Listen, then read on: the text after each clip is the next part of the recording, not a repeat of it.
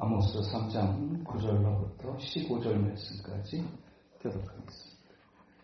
아스돗의 궁궐들과 애굽 땅의 궁궐들에 선포하여 이르기를 너희는 사마리아 산들에 모여 그 성 중에서 얼마나 큰 요란함과 학대함이 있나 보라. 자기 모여서 포악과 독사를 사는 자들이 바른 일 행할 줄을 모르느니라. 여호와의 말씀이니라. 그러므로 주 여호와께서 이와 같이 말씀하시되 이 땅 사면에 대적이 있어 내 힘을 쇠하게 하며 내 궁궐을 약탈하리라. 여호와께서 이와 같이 말씀하시되 독자가 사자에게서 양의 두 가지나 유지거를 건져낸 것 같이 사마리아에서 침상 모서리거나 헐상에 건설에 앉은 이스라엘 자손도 건져냄을 이루리라. 주 여호와 만군의 하나님의 말씀이니라. 너희는 듣고 야곱의 족속에게 증언하라. 내가 이스라엘의 모든 죄를 보응하는 날에 베델의 제단들을 벌하여 그 제단의 불들을 꺾어 땅에 떨어뜨리고 겨울궁과 여름궁을 치르니 상하궁들이 파괴되며 큰 궁들이 무너지리라. 여호와의 말씀이니라. 아멘. 겉으로 보여지는 모습과 또 실제적인 모습이 다를 때가 있음을 보게 됩니다. 겉으로는 아무런 문제가 없어 보이는데 조금 더 가까이 가서 조금 더 깊이 들여다보면 내가 겉으로 봤던 것과 또 실제로 가까이 들여다본 것의 차이가 클수록 우리는 당황하게 되고 또 때로는 좋은 쪽이라면 감동을 받게 됩니다. 그냥 별 볼 일 없고 그냥 평범하고 그냥 그렇게 대단해 보이지 않았는데 가까이 가서 만나보고 가까이 가서 경험해 보니 내가 겉으로 봤던 것과 또 보였던 사이즈와 그런 것에 비해서 그 안에 있는 공동체 안의 사람들의 모습이 사이즈와 똑같지 않다라고 하는 것을 느낄 때 작지만 결코 작지 않구나 라고 하는 것을 느끼면서 도전이 될 수도 있고, 그러나 또 겉으로 보면 굉장히 크고 잘 나가는 것 같고 대단해 보이는 것 같은데 좀 더 가까이 들여다보면 당황스러운 모습들이 있을 수 있습니다. 주로 목사님들과의 만남을 자주 하고 또 교회들에 관한 이야기들을 듣게 될 때 그와 같이 두 가지의 모습들을 보게 될 때가 있습니다.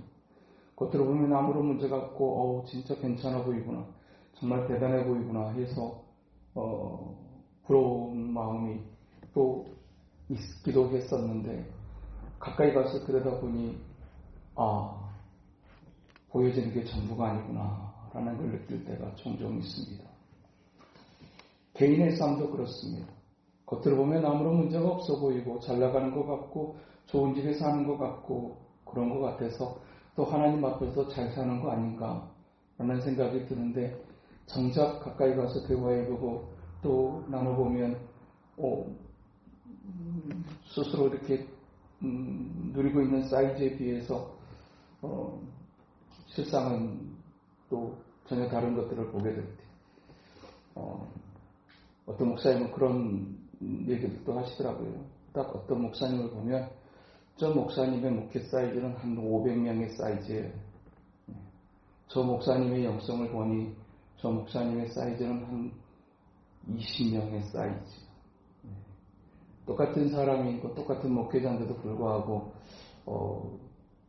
평가되어야 되는 사이즈는 또 예측되어야 되는 사이즈는 다를 수 있음을 보고 그렇듯이 개인의 삶에도 역시 그와 같은 모습이 있을 수 있고 오늘 본문에 등장하는 북쪽 이스라엘의 수도였던 사마리아의 모습도 역시 비춰지는 모습과 그 안에 있는 실체적인 모습은 굉장히 달랐던 것을 주님이 탄식하시면서 오늘 본문 9절에 보니까 아스돗의 궁궐들과 애굽 땅의 궁궐들의 선포하여 이르기를 너희는 사마리아 산들에 모여 그 성 중에서 얼마나 큰 요란함과 학대함이 있나 보라. 하라고 말합니다.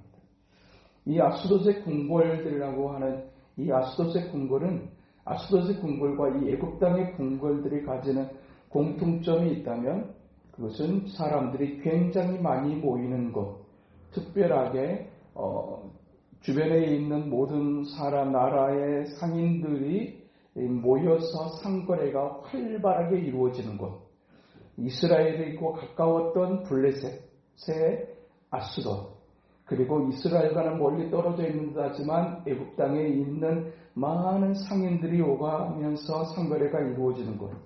그러니까 그곳에 어떤 소식이 들려지게 되게 되면 그곳에 드나드는 상인들에 의해서 그 이야기가 그냥 주변으로 그냥 세계로 그냥 퍼져버리게 되는 그와 같은 곳을 향해서 선포해라. 이 사마리아 땅의 실상이 어떤 것인지, 그 땅이 얼마나 요란하고 학대함이 있는 땅인지를 네가 거기 가서 외쳐버려라 라고 이야기하십니다.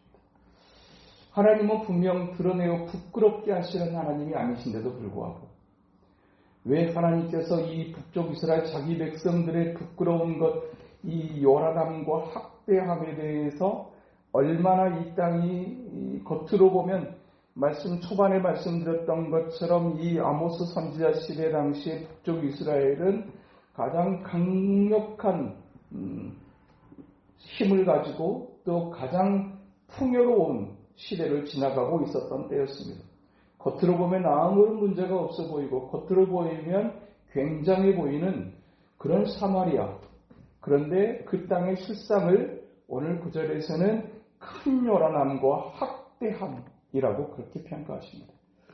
겉으로 보면 굉장한 것 같고 대단해 보이는 것 같지만 그 안에서 들려오는 그 요란한 소리와 그들이 행하는 그 학대의 모습, 여기서 이 이야기의 이 요란함이라고 하는 막 소리가 나고 난리가 나는 이 이야기의 실제적 상황은 그 당시에 많은 힘을 가진 사람들, 권력자들 그리고 돈의 힘을 가진 사람들에 의해서 가난한 사람들이 착취를 당하고 압제를 당하는 그 사마리아 땅 안에 있는 실상을 그렇게 표현해주고 계십니다.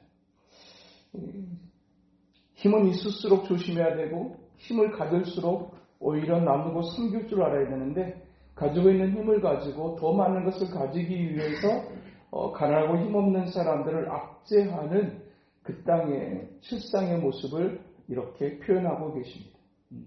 그 땅이 그로 인해서 가난한 사람들이 땅을 빼앗기고 집을 빼앗기면서 울부짖는 여인의 소리와 그리고 울부짖는 그 여인을 바라보는 그 아이들이 또 함께 우는 이 요란함, 이것을 세계 각국의 사람들이 모여드는 상거래가 이루어지는 그곳에 네가 가서 외쳐라.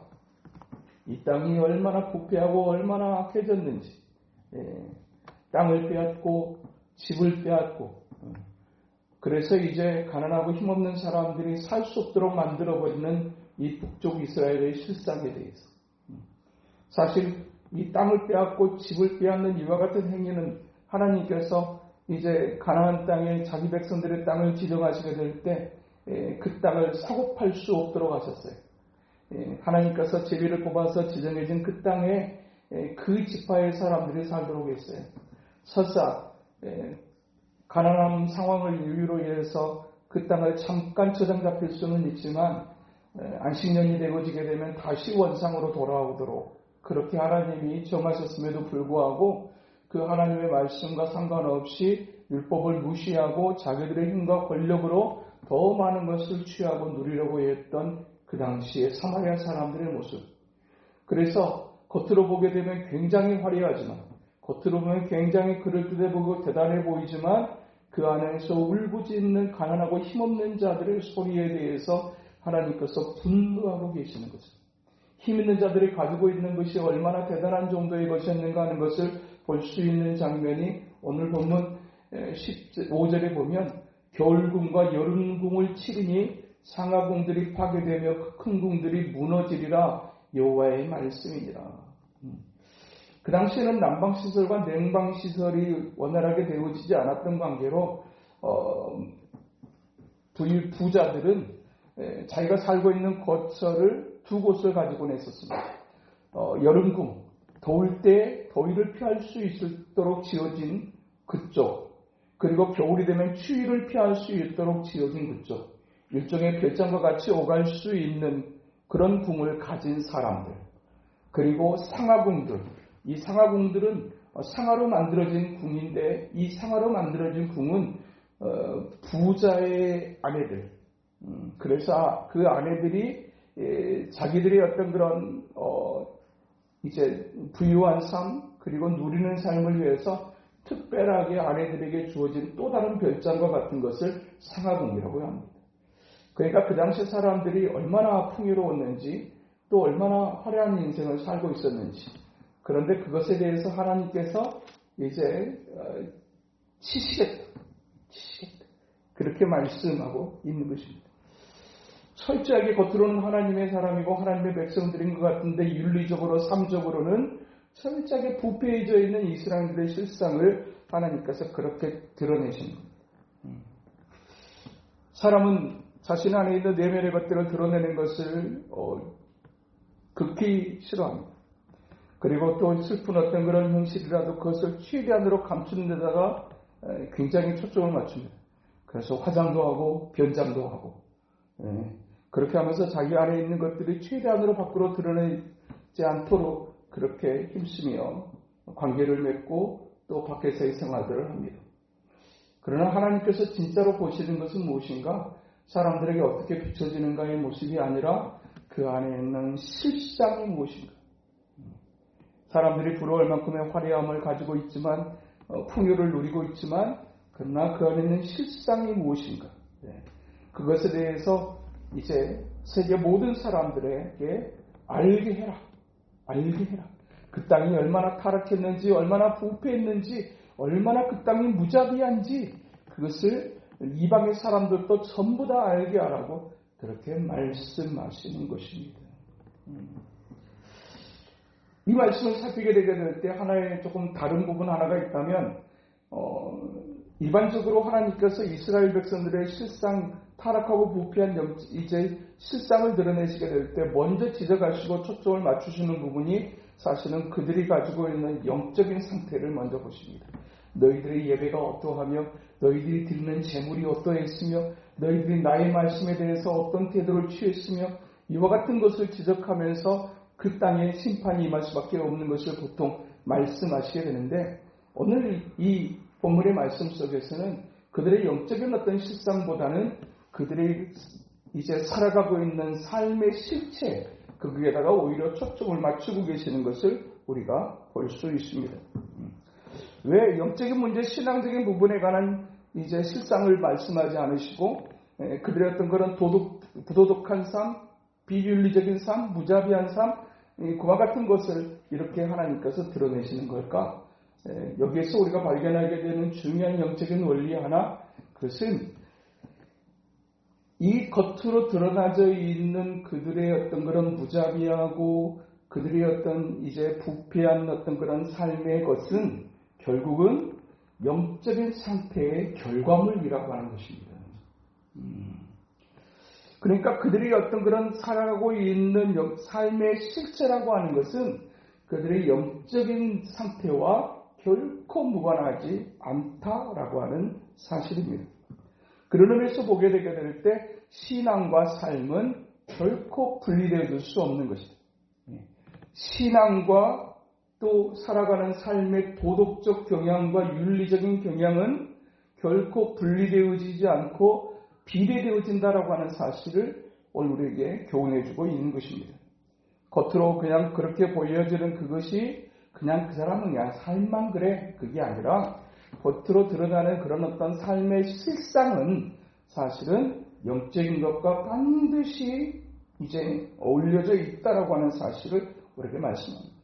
하나님 앞에 은혜를 받고 하나님의 이제 앞에서 바르게 서 있는 그와 같은 어떤 신앙생활을 하시는 분들의 삶은 그냥 영혼만 하나님 앞에서 은혜 받는 삶이 아니라 삶 속에서도 은혜를 받은 은혜를 끼치는 삶, 덕을 세우는 삶, 그와 같은 삶을 향해서 나타나게 되고, 교회는 다닐지 모르지만 영적으로 철저하게 이제 떨어져 있는 사람들의 삶은 또한 생활적인 측면에서도 역시 하나님이 기뻐하실 수 없는 삶의 균형을 보이게 된다는 사실을 우리에게 말씀하고 있습니다. 겉으로는 대단해 보이지만 실상은 아무것도 아닌 그런 이중적 어떤 그런 삶의 모습 앞에서 남들에게는 그냥 비춰지는 것은 그들에 보이지만 실상으로 좀 더 구체적으로 들여다보게 되면 철저하게 비윤리적이고 부도덕한 삶을 살아가고 있는 그 땅을 하나님이 치시겠다라고 말씀하시고 계세요. 결국은 이 말씀을 이제 받고 이 말씀을 하시고 난 다음에 37년이 지나고 난 다음에 그 땅은 결국 멸망하고 맙니다. 분명하게 북쪽 이스라엘이 멸망하고 난 다음에 100년 후에 남쪽 유다도 멸망하게 되어지는데 그 땅이 사실은 어떤 땅입니까? 하나님이 약속하신 땅입니다. 하나님이 약속으로 주신 땅, 그 땅이 가나안 땅이고 이스라엘 백성들의 땅인데 그 땅에 있던 그 북쪽 이스라엘과 남쪽 유다가 다 망했습니다. 시간차를 두었을 뿐 결국 다 망하고 결국 나라를 빼앗겼습니다. 왜 하나님이 약속하셔서 주신다고 해갖고 주셨으면 그 땅도 보존하셔야지라고 생각할 수 있지만 이 땅에서 하나님이 주시는 약속이라고 하는 것은 철저하게 무조건적으로 주어지는 땅이요 약속이 아니라고 하는 사실입니다. 하나님께서 가장 좋은 곳을 주고 싶어 하셨던 그 땅의 첫 번째 땅이 에덴 동산이었습니다. 그리고 또 이스라엘 백성들에게는 그 땅이 가나안 땅이었습니다. 이 에덴 동산과 가나안 땅이 가지는 공통점 하나가 있다면 그 땅은 철저하게 조건에 의해 주어지는 축복이었다는 것입니다. 하나님께서 그 땅을 자기 백성들에게 먼저 은혜로 주시되 그 땅을 관리함에 있어서는 그들이 철저하게 하나님의 말씀 앞에 바르게 서게 될 때 하나님과의 언약관계 속에서 철저하게 네가 내 말을 지키면 내 말을 들으면 내가 너에게 약속했던 복을 주리라고 말씀하신다. 그러나 만약 너희가 내 말을 듣지 아니하게 되면 정령 반드시 죽게 될 것이라고 했던 약속이 함께 포함되어 있는 곳이 에덴 동산이었고 가나안 땅이었다라는 얘기입니다. 하나님이 약속하셨으니까 끝까지 주셔야 되는 거 아닌가라고 하는 그와 같은 이제 무조건적인 땅이 아니라 조건이 있는 땅. 그것이 바로 이 땅에서의 하나님의 사람들이 이 땅에서 하나님의 복을 받는 중요한 기초인 것을 오늘 우리가 기억해야 된다라고 하는 얘기입니다. 하나님께서 자기 백성에게 아름다운 약속을 주셨을지라도 그 약속을 앞에 하나님 앞에서 바르게 서려고 하는 우리가 뭐 대단한 어떤 그런 능력을 발휘하지는 않더라도 적어도 하나님 앞에서 진실하게 겸손하게 그리고 순종하려고 하는 삶을 전제로 하지 않는다고 하면 그 좋은 땅, 그 좋은 동산이라도 거기서 쫓겨날 수밖에 없고 그 땅이 하나님이 주시는 젖과 꿀이 흐르는 땅이었다고 할지라도 그 땅에서 하나님의 말씀 앞에 바르게 서지 못하게 되면 그 땅도 여지없이 빼앗길 수 있는 땅, 그 땅이 가나안 땅이었던 것처럼 우리에게 주시는 하나님의 신실한 그 약속도 놀라우신 약속도 역시 가장 중요하게 살펴지는 조건과 전제 하나가 있다면 사랑하는 자여 내 영혼이 잘된 같이 영혼의 잘됨이라고 하는 전제를 통하여 하나님은 범사에 하나님의 놀라운 축복들을 주시는 하나님이시다라는 사실입니다. 구원은 우리가 아무리 힘을 쓰고 애를 써도 얻어줄 수 없는 까닭에 하나님은 구원은 오직 너희가 그 은혜로 말미암아 우리에게 구원을 주시고 행위하고는 관계없는 구원을 우리에게 허락하시지만 이 땅에서 하나님의 백성에게 주어지는 땅은 일방적인 무조건적인 하나님의 축복이 아니라 우리의 영혼이 하나님 앞에 바르게 서고 하나님의 기뻐하시는 그 자리에 나아가기를 힘쓰게 되게 될 때 주어지는 그리고 이제 맺어지는 삶인 것을 오늘에게 말씀하고 있다라고 하는 사실입니다. 바르게 섬기면 하나님이 기뻐하시는 내가 심지 않는 것도 네가 따먹게 될 것이며 짓지 않는 집에서 살게 되는 축복을 네가 갖게 될 것이다. 그러나 너희가 내 말 가운데서 서지 않게 되게 되면 너희가 가지고 있는 것조차도 어느 한순간에 잃어버리게 될 수 있다는 사실을 오늘에게 말씀합니다. 그러면서 동시에 그와 같은 어떤 하나님의 심판에 대해서 말씀하시면서 왜 하나님은 아수르의 궁궐들과 애굽 땅의 궁궐들의 그 부끄러운 그들의 실상, 자기 백성들의 부끄러운 것을 폭로하게 하시는가라고 하는 사실입니다. 분명 하나님은 인격이 있어서 부끄러운 것을 감춰주시고 우리가 우리 자녀들의 어떤 큰 부끄러움에 대해서는 철저하게 보호막을 갖는 것처럼 그리고 드러내지 않는 것처럼 그렇게 보호하시는 하나님이신데 하나님은 왜 그러실까?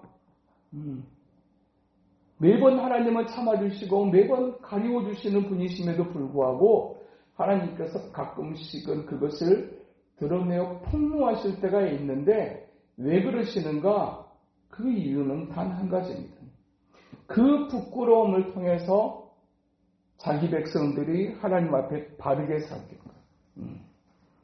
자기의 상태들이 어떤 상태인가 하는 것을 정확하게 인지하게 하시기 위해서 때로는 하나님께서 자기 백성들의 그 부끄러운 어두운 것을 드러내어 폭로하실 때가 있다라는 사실입니다. 하나님을 믿는데 하나님의 영광의 가리움을 갖고 하나님께서 왜 나를 이렇게 부끄러운 자리에 놓으시는가?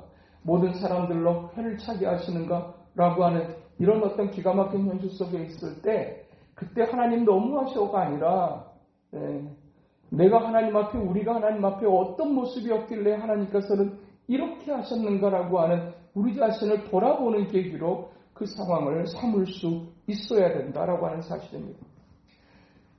하이미니 법칙처럼 어떤 사고도 그냥 순식간에 그냥 전혀 예고 없이 일어나는 사고는 없는 것을 우리가 일정한 법칙 속에 세상의 법칙 속에서도 보게 됩니다.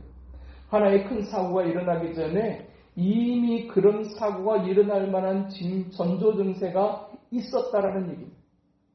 그런 전조 증세가 있을 때 그때를 이제 하나님 앞에서 바르게 다시 한번 자신을 돌아보는 계기로 삼을 수 있었다고 하면 큰 사고가 일어나지 않았었을 것인데 그렇게 작은 어떤 그런 사고들을 작은 어떤 그런 전조 증상을 대수롭지 않게 생각해버린 결과가 결국은 큰 사고로 이어지게 되는 것.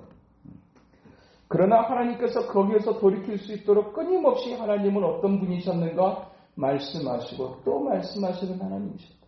선지자들을 보내서 말씀하시고 더 이제 그와 같은 상황이 악한 것으로 찌작게 되게 될 때 생각하지도 못했던 사람을 생각하지도 못했던 지역에 있는 사람을 들어 쓰셔서 아모스같이 아무 상관없어 보이는 사람 그리고 그 말을 전하는 선지사명하고는 또한 관계없어 보이는 그 사람을 통해서라도 말씀하시는 하나님.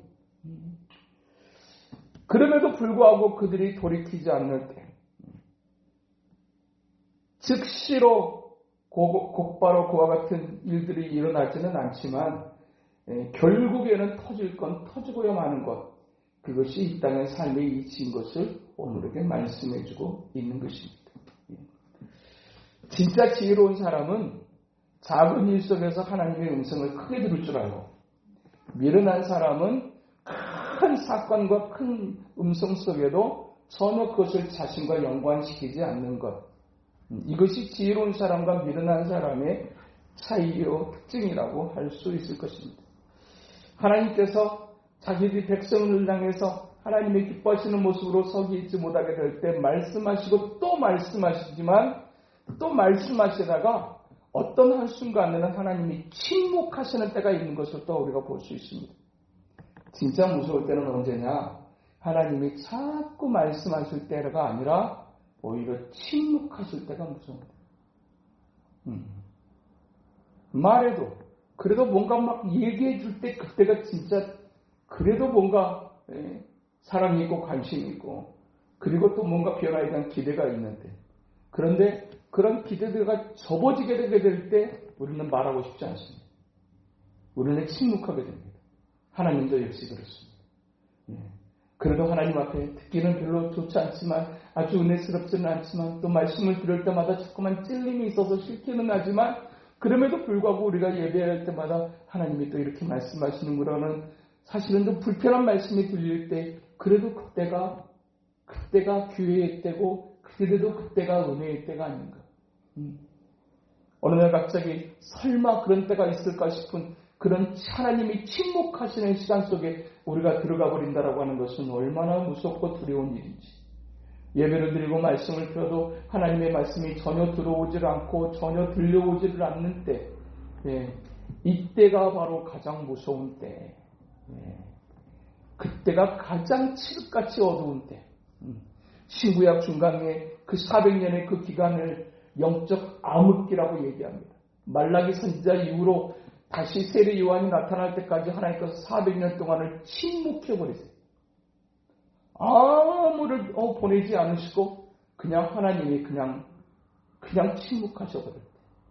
그때를 영적 암흑기, 신구약 중간기라고도 하면서 그때를 영적 암흑기라고도 하는 것입니다. 하나님 앞에 그래도 말씀을 펼 때 하나님이 오늘 또 내게 이렇게 말씀하시는구나. 하나님 앞에 예배할 때 오늘 또 하나님이 내게 이렇게 들려주시는구나. 이때가 그나마 소망이 있는 때, 기회의 때.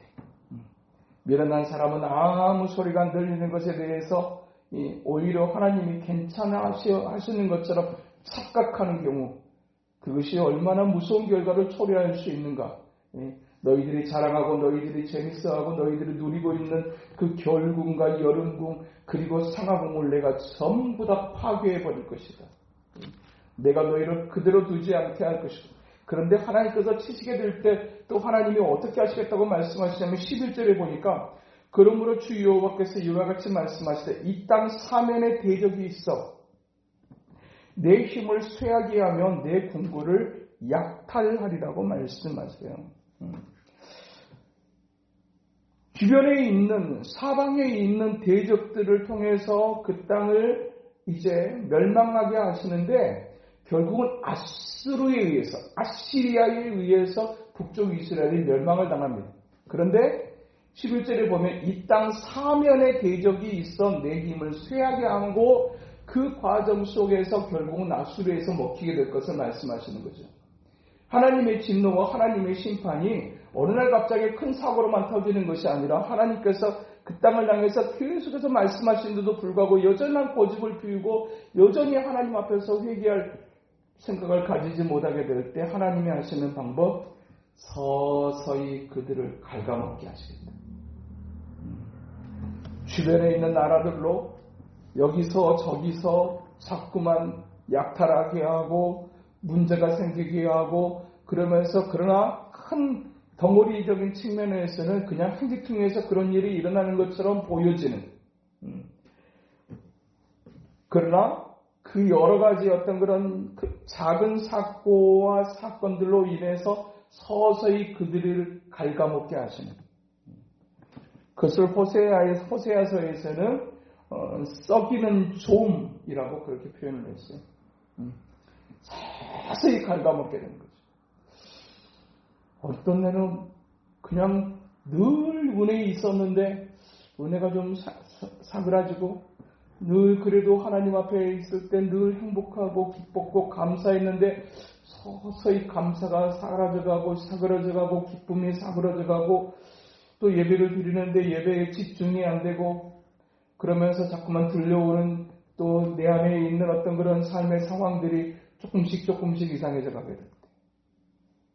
이때를 놓치지 말고 하나님 앞에 엎드리는 일이 얼마나 중요한 것인지. 미련한 인생은 그것을 체크하지 못하면, 교만한 인생은 그것을 체크해내지 못하면, 그러다가 어느 날 와르르 무너지게 되게 될 때는 그때는 걷잡을 수 없는 상황이 되어져 버리는. 북쪽 이스라엘이 그냥 하나님이 미워하셔서 그렇게 됐고 남쪽 유다가 하나님이 미워하셔서 그렇게 된 것 같지만 하나님이 자기 백성을 향해서 끊임없이 계속해서 말씀하시고 또 말씀하셨음에도 불구하고 그들이 듣지 아니하여 결국은 마지막에는 내가 너희를 이렇게라도 해서 살릴 수만 있다면 그냥 어느 날 그냥 자기 감정에 사로잡혀 그냥 느닷없이 매를 드는 부모가 어디 있습니까? 참고 참고 말하고 또 말하다가 마지막으로 안 될 때 매를 드는 것처럼 하나님도 역시 자기 백성을 아끼시는 하나님이셔서 끊임없이 말씀하시고 참으시는 중에 그러다가 정말 말로는 안 되게 되는 어떤 상황이 생기게 되게 될 때 하나님은 때로는 극단적인 처방을 불가피하게 내리시는 하나님이심을 생각할 때 하나님은 참으로 오래 참으시는 하나님이고 참으로 좋으신 하나님이시지만 참으로 오래 참아주시는 분이시기에 참으로 좋으신 분이기 때문에 우리가 오히려 더 긴장하고 오히려 더 하나님 앞에서 바르게 서기를 힘쓰는 것을 부지런히 열심히 할 수 있어야 될 것을 우리에게 교훈하고 계시는 것입니다. 사마리아 사람들의 신앙의 실상을 또한 오늘 본문 14절에서는 이렇게 기록해 줍니다. 내가 이스라엘의 모든 죄를 보응하는 날에 베델의 제단들을 벌하여 그 제단의 뿔들을 꺾어 땅에 떨어뜨리겠다라고 하나님께서 말씀하세요. 이제 겉으로는 이제 그들의 포악함, 그들의 어떤 겁탈, 그들의 학대 이런 어떤 그런 비윤리적인 불법적인 어떤 삶을 대해서 고발하시지만 그 안에 있는 그들의 영적인 실상이 무엇이었느냐? 베델의 제단들을 벌하시겠다라고 말씀하세요.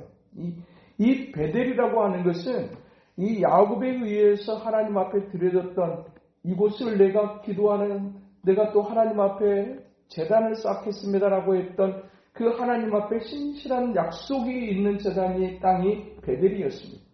그런데 이곳이 나중에 북쪽 이스라엘과 남쪽 유다로 나눠지게 되면서 이 베델의 제단이 타락하고 변질되어지게 되는데 그곳에 하나님이 기뻐하시는 제단이 아니라 우상의 제단으로 바뀌어져서 이 베델이라고 하는 지역이 이 야곱 시대의 어떤 그런 이제 했던 그런 어떤 하나님 앞에 온전한 제사를 드렸던 장소에서 많은 우상들이 세워지고 우상 숭배의 제사가 드려졌던 곳으로 변질되어 버린 곳, 타락해 버린 곳이 이 바로 베델의 제단입니다.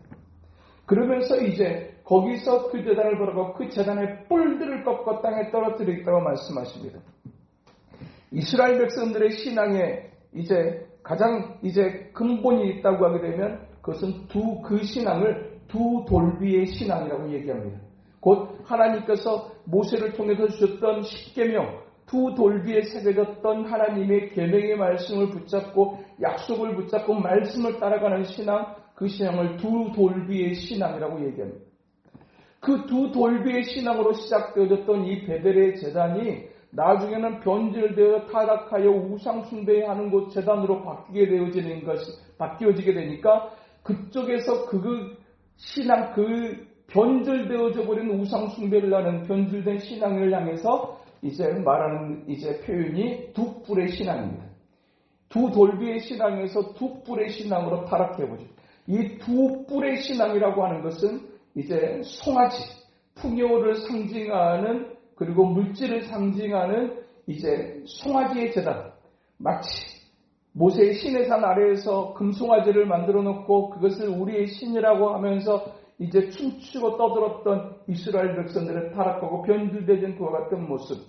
그 모습이 베델의 신성한 하나님의 제단이었던 이 베델의 제단에 이 우상에 가득하고 그리고 변질되어져 버린 세속적 신앙, 철저하게 세속적이고 철저하게 물질적인 그리고 기복적인 신앙을 따라가는 그들의 신앙을 드러내시면서 그곳을 내가 벌할 것이며 그들의 그 뿔들을 꺾어버릴 것이다.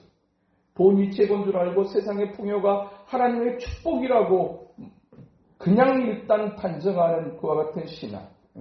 그냥 세상적으로 내가 소원하는 것, 내가 원하는 어떤 것들이 성취되어지고 소원이 이루어지기만 하면 그것이 하나님의 축복이라고만 생각하는 그런 어떤 풍요가 과연 진짜인 것인가 아닌 것인가 라고 하는 부분에 가서 살피는 영적 능력을 상실하고 그냥 하나님 무조건 잘되게 해주십시오.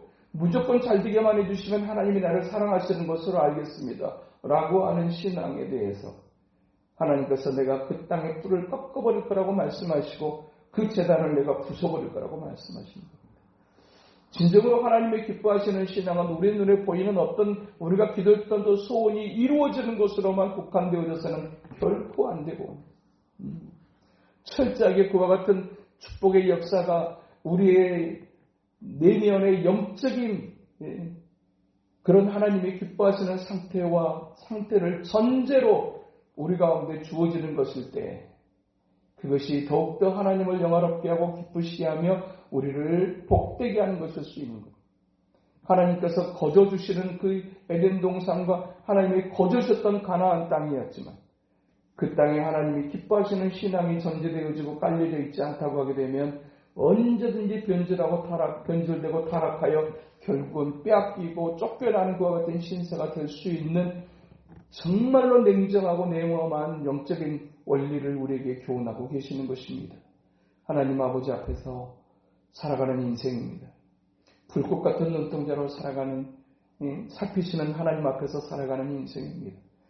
남들이 보기에 그럴듯해 보인다고 해서 진짜 괜찮은 것인지는 정말 하나님 앞에서 자신의 영혼을 진지하게 돌아보고 나는 하나님 앞에 어떠한가 늘 질문하고 하나님 앞에 우리가 온전할 수는 없지만 작은 것이라도 하나님의 성령을 근심했던 것을 괴로워할 줄 알고 하나님 앞에서 내 영혼을 복종시키기를 힘쓰는 저와 여러분의 삶 될 수 있게 되기를.